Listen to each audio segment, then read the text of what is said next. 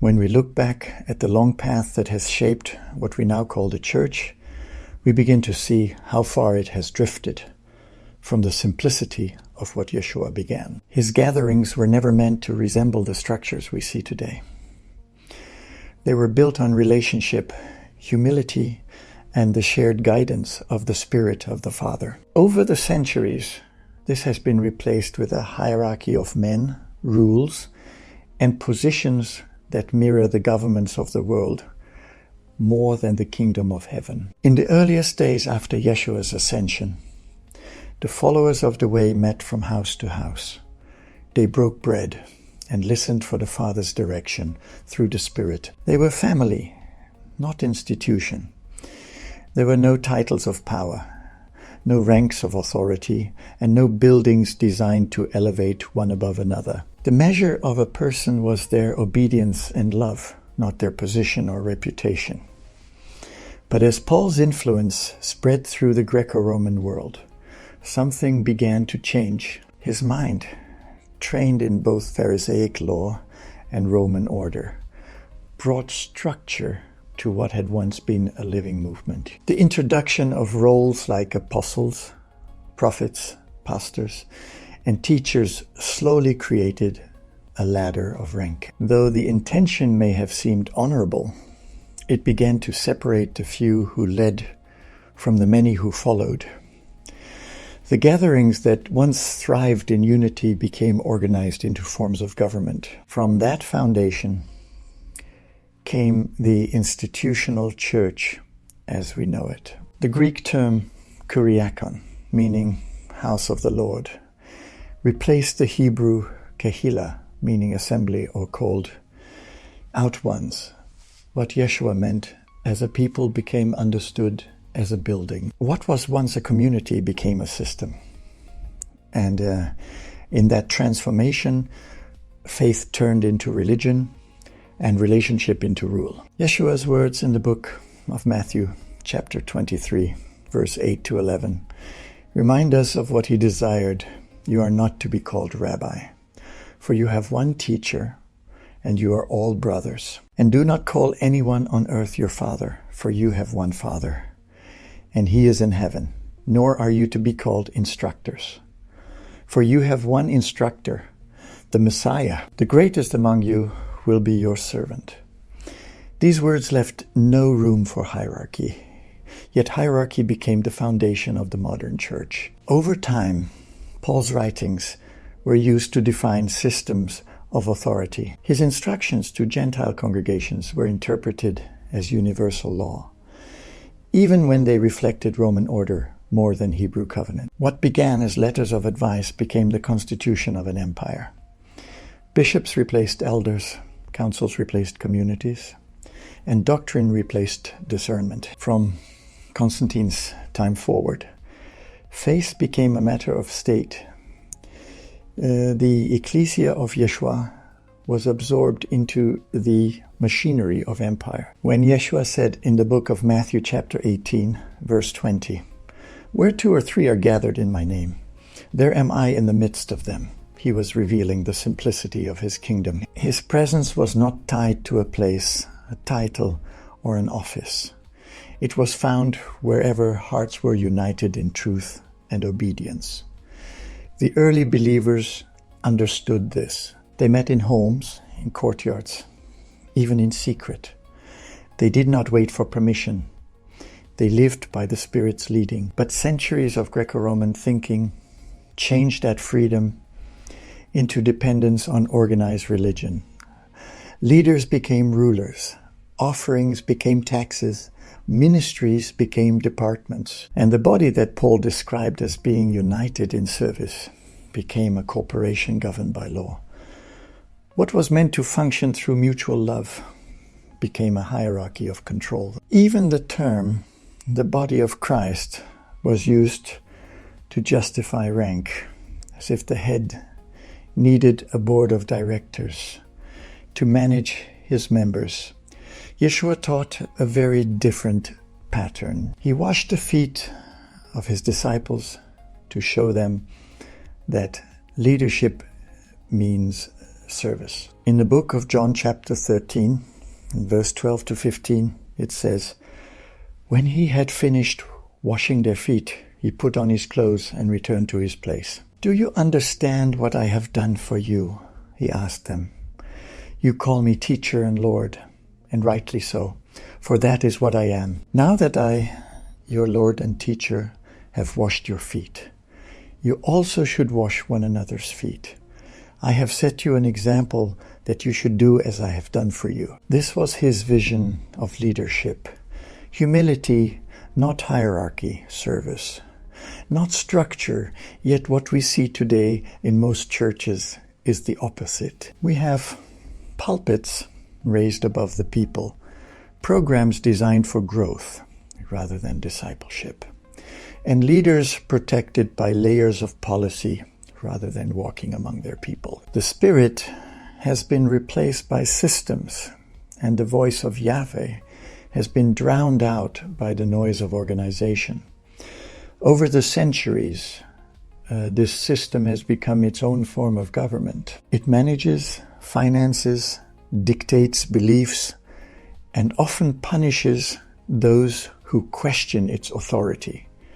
It functions more like a kingdom of men than the kingdom of heaven. And yet, many continue to believe that Yeshua himself designed this pattern. But he never spoke of founding an institution. He spoke of a people, a body united by love and obedience, not structure and control. In truth, what Paul introduced was deeply influenced by the Roman way of governance. His appeal to order and submission made sense to a society that valued hierarchy. But that same pattern also allowed rulers and councils to use religion as a means of control. Through this, faith was nationalized, the Spirit was centralized, and the people were neutralized. Even when the Reformation came, the system did not change. It merely rearranged its parts. The same ranks and roles persisted, just under new names and denominations. Today we can see the full fruit of this deviation. Churches have become institutions of power, wealth, and control. They compete for members like businesses compete for customers.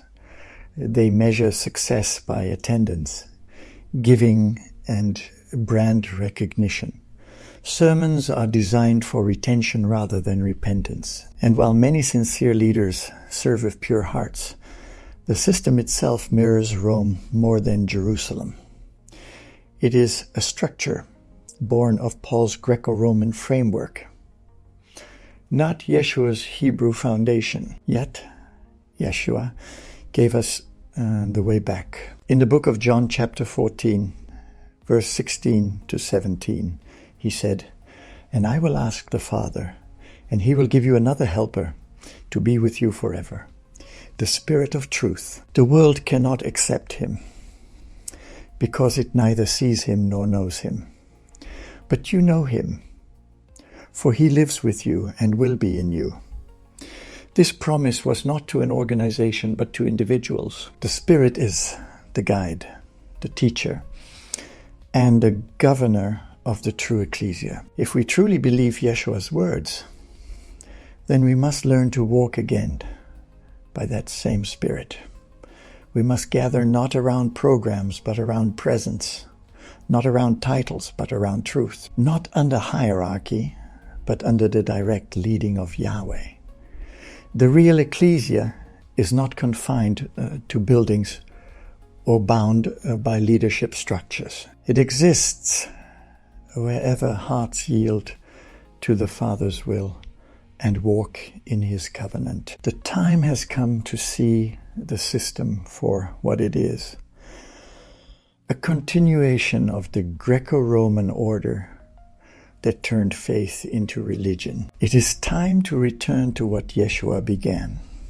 A living, breathing community guided by the Spirit, where everyone listens, everyone serves, and everyone grows. This is not rebellion against faith, but restoration of it. It is not rejection of gathering, but renewal of purpose. The Father never desired a hierarchy of men to stand between him and his people. He desired sons and daughters who would walk with him in covenant. That was the heart of Yeshua's message, to restore us to direct relationship with the Father. And that same call still stands today. So come out from the systems that bind and return to the simplicity of the way. Gather in homes, share your lives, listen for the voice of the Spirit. Love one another as Yeshua commanded in the book of John chapter 13, verse 34. A new command I give you, love one another as I have loved you. So you must love one another. For the kingdom of Yahweh is not built by men, but revealed through those who walk in obedience. The ecclesia is not an institution, but a people. It is time to return to that truth, to become again the living body Yeshua spoke of, where he alone is the head and the Spirit is the guide. For the kingdom of Yahweh is not built by men, but revealed through those who walk in obedience. The ecclesia is not an institution, but a people. It is time to return to that truth, to become again the living body. Yeshua spoke of where he alone is the head and the Spirit is the guide. Because this movement is not about leaving a building. It is about awakening a people. It is not about rebellion against leadership, but about rediscovering the leadership of the Spirit within. The Father is calling for hearts that will listen again, not to programs or personalities, but to his voice. The same voice that spoke light into darkness now whispers inside every willing heart saying, "Follow me." Look around you. The world is weary of religion, but starving for truth. People are tired of empty services and polished words. They are craving the real presence of the living Elohim. And that presence is not found in stone walls or shining lights, but in the humble gathering of those who come in his name, hearts aligned, hands open, ready to serve one another in love. This is what Yeshua meant when he said the kingdom of Yahweh is within you. Not a distant future, not a political rule, but a living reality that begins wherever one heart yields to the Father's will. And when 2 or 3 hearts yield together, the kingdom begins to manifest. That is the true ecclesia, not managed, not owned, not branded, but alive. Imagine what would happen if each home became a house of meeting again, if every meal became time of connecting, if every conversation became prayer. Imagine believers no longer waiting for permission to serve, but moving as the Spirit leads, healing, restoring, forgiving, and lifting each other up. This is the life Yeshua demonstrated. This is what he called the way. It begins simply: invite the Father to lead you.